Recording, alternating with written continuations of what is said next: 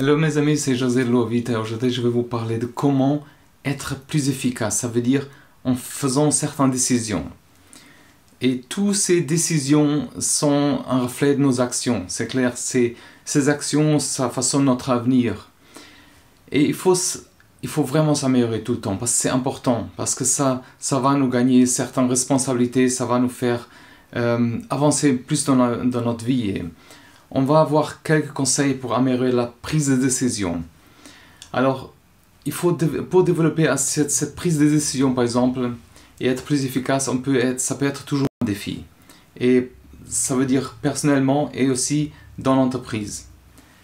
Certaines décisions nécessitent vraiment une certaine analyse profonde, ça prend plus de temps, et certaines sont faites rapidement.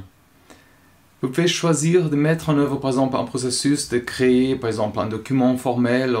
C'est vraiment la clé. Et la clé, par exemple, de ce succès, ça consiste, par exemple, à identifier les bonnes ressources.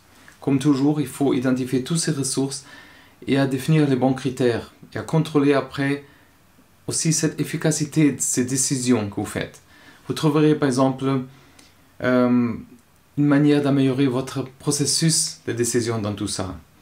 Alors, la première chose, identifier par exemple le problème ou la question à laquelle vous essayez de répondre. Après, il faut définir par exemple le problème ou la question.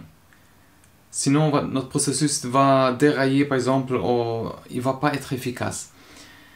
Après, il faut identifier l'objectif ou le résultat par exemple que vous aimeriez attendre. Mais il doit être mesurable, ça veut dire on doit pouvoir quantifier et aussi avoir par exemple un temps pour chaque de ces objectifs. Et après avoir identifié votre objectif, il faut examiner toutes ces informations que vous avez à disposition. Une fois que vous avez tous ces éléments, vous devrez commencer avec par exemple un brainstorming et faire une liste par exemple de toutes ces décisions pour réussir à prendre cette décision. Faites une liste et ça va vous aider par exemple à évaluer chaque option. Et chaque ces facteurs qui vont influencer ces décisions. Vous pouvez par exemple après avoir aussi prioriser par exemple le plus important, le moins important par numéro par exemple. Et évaluer les avantages et les inconvénients. Ça aussi, c'est bien de mettre sur la liste les avantages et inconvénients de chaque option. Et la clé, c'est vraiment être aussi précis que possible. Ça va vous aider à faire le bon choix à la fin. Alors ces étapes vont pour prendre ces meilleures décisions. Il y a plusieurs manières de faire ces décisions. Ça veut dire, il y a parfois on fait ces mauvaises décisions parce qu'on n'examine pas tous ces facteurs qu'on a à disposition. Mais vous devrez par exemple envisager de savoir plus sur chaque processus, ça veut dire sur chaque option. Il est important par exemple de reconnaître ces facteurs qui peuvent nous conduire à des mauvaises décisions. Et la première étape consiste à comprendre par exemple la différence entre les erreurs et l'apprentissage. Parfois on est gêné de se sentir inadéquat ou de prendre une certaine décision, mais ces erreurs vont nous faire améliorer. Ils font avancer nos compétences aussi.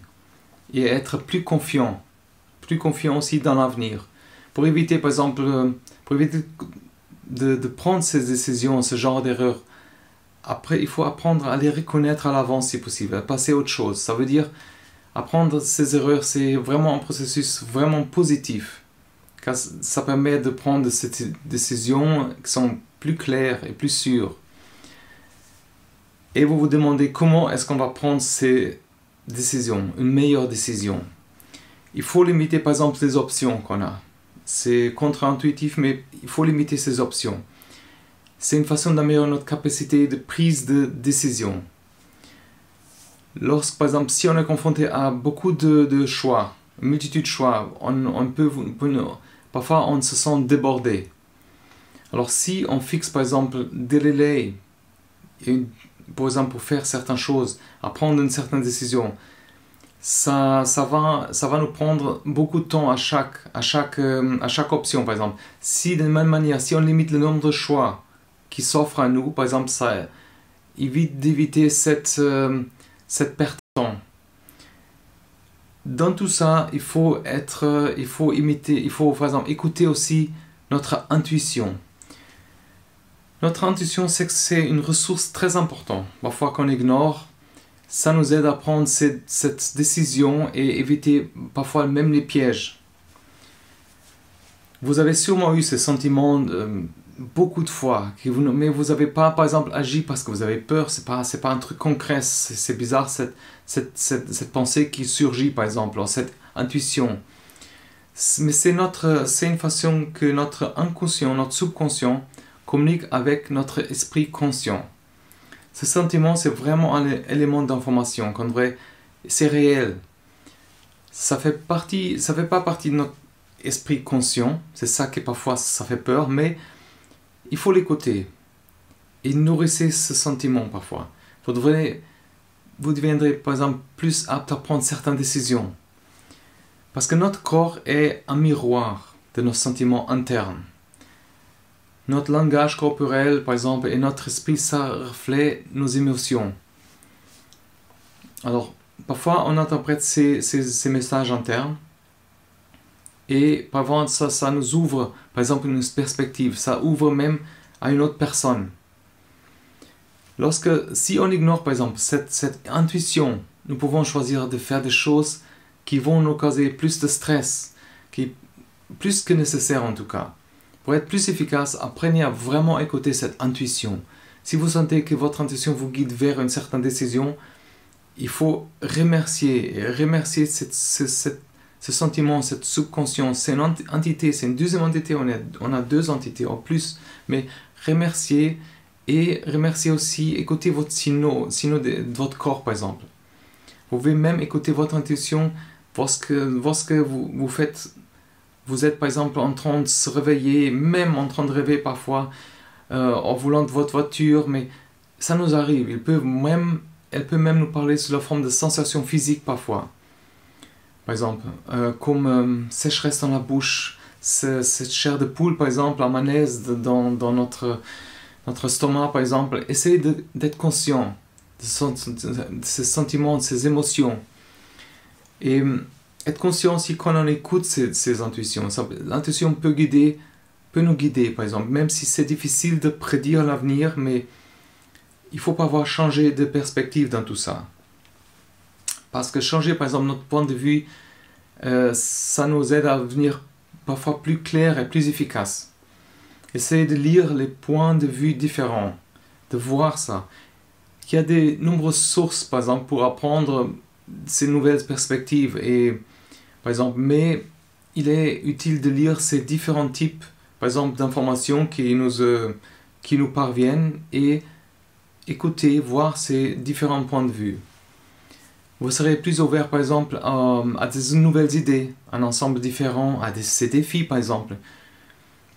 Une fois, par exemple, que vous avez appris à changer, par exemple, votre perspective, vous avez changé, vous pouvez commencer à l'appliquer différemment. Une de ces manières les plus simples, par exemple, c'est de commencer à examiner votre vie, votre point de partie où vous êtes maintenant, par exemple, et déterminer qu'est-ce que vous fait changer, qu'est-ce que vous fait aller en avant, par exemple. Et ces expériences, ça peut influencer notre point de vue, par exemple, même sur une maladie, les voyages, les emplois, notre religion même, la politique, la télévision, toutes ces habitudes, aussi de lecture, par exemple, trop d'informations, ça peut nous faire sentir, par exemple, étouffés et confinés dans notre propre état d'esprit. Et ça nous rend difficile, par exemple, pour changer de perspective. Mais c'est important, par exemple, vous devrez explorer ces nouvelles idées parfois qui nous viennent et apprendre à améliorer vos perspectives.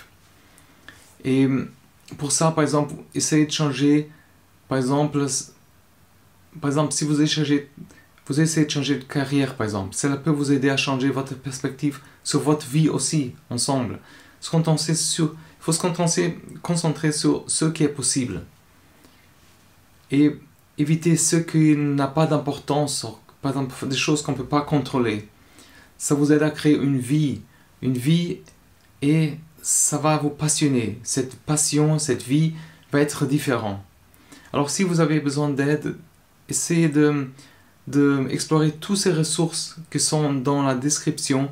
C'est super important, c'est des ressources que j'ai appliquées aussi, c'est des ressources que j'ai recherchées, j'ai créées. Laissez-moi savoir dans les commentaires. Ça m'a vraiment aidé. Alors, je suis vraiment curieux de savoir en quoi cette perspective que j'ai mis en place vous a aidé, en quoi ça vous a fait réfléchir. Et il faut vraiment aller en avant. Vraiment, changer des perspectives, parfois ça va vraiment vite. Et c'est vraiment super important qu'on écoute notre intuition. Alors merci, un grand merci d'être là. Vous pouvez aussi partager, il ne faut pas oublier, avec quelqu'un qui a besoin d'aide ou de changer de perspective parfois. Alors laissez-moi savoir. Et courage et tout de bon. À la prochaine.